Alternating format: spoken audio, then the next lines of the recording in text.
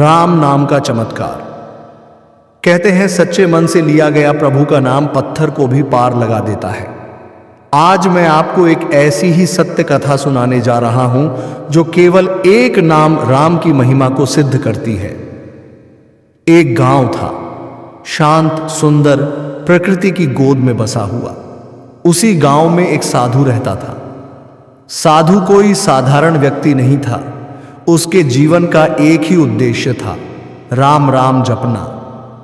दिन रात ढोलकी बजाकर भजन करता रहता और राम नाम में इतना खोया रहता मानो उसे संसार की कोई सुध ही नहीं।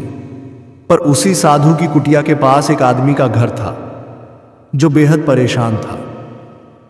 वह व्यक्ति रोज की ढोलकी भजन और राम राम के जाप से इतना चिढ़ चुका था कि एक दिन गुस्से में उबल पड़ा। वह साधु की कुटिया में जा पहुंचा और क्रोध में भी बोला, तुम्हें और कोई काम नहीं? दिन रात राम राम रटते रहते हो। हमें तो कमाने जाना पड़ता है और तुम्हारी ढोलकी की आवाज से हमारी रातों की नींद हराम हो गई है। साधु मुस्कुराया, शांति से बोला, भाई एक बार तुम भी मेरे साथ राम राम जप कर देखो। इतना आनंद आएगा कि संसार की सारी चिंता मिट जाएगी।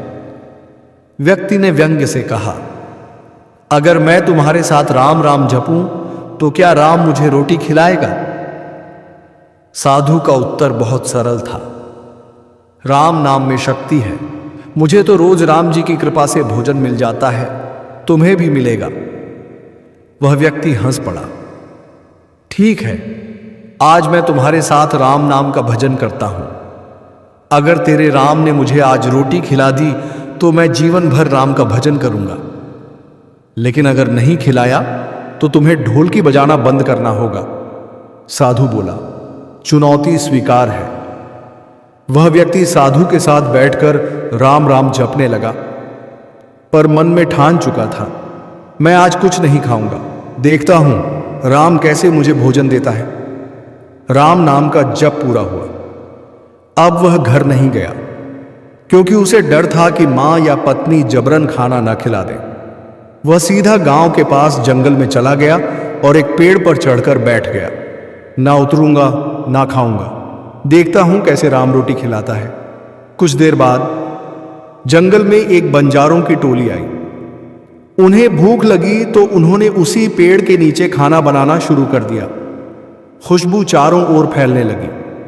बंजारों ने खाना परोसा ही था कि अचानक किसी ने खबर दी, डाकू आ रहे हैं। बंजारों ने डरकर सारा खाना वहीं छोड़ दिया और भाग गए। अब डाकू आए, गर्मागर्म भोजन देखकर ठिठक गए। खुशबू तो बहुत अच्छी आ रही है, लेकिन ये खाना बनाया किसने? कहीं कोई जाल तो नहीं?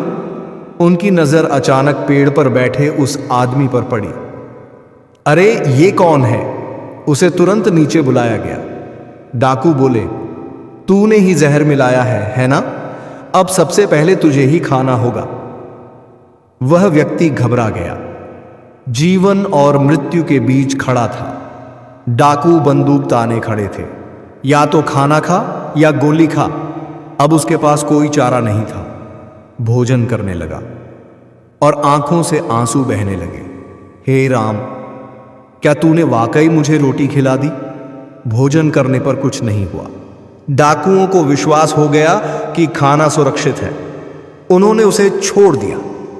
वह दौड़ता हुआ साधु की कुटिया में पहुंचा, साधु के चरणों में गिर पड़ा और सारी बात रो रो कर सुना दी। साधु महाराज, मैंने आपका अपमान किया, लेकिन आज मुझे राम नाम की सच्ची शक्ति का अनुभव हुआ है।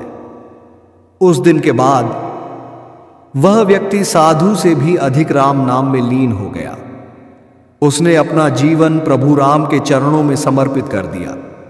जय सिया राम, जय हनुमान। दोस्तों, इस कहानी का सार यही है, राम नाम में चमत्कार है, लेकिन आस्था होनी चाहिए। जो सच्चे मन से राम को पुकारता है उसका उद्धार निश्चित है। अगर आपको ये कहानी पसंद आई हो तो इसे अपने दोस्तों और परिवार के साथ जरूर शेयर करें। चैनल को सब्सक्राइब करें, वीडियो को लाइक करें और कमेंट में लिखें जय श्री राम, क्योंकि राम नाम का चमत्कार हर युग में होता आया है और होता रहेगा। धन्यवाद।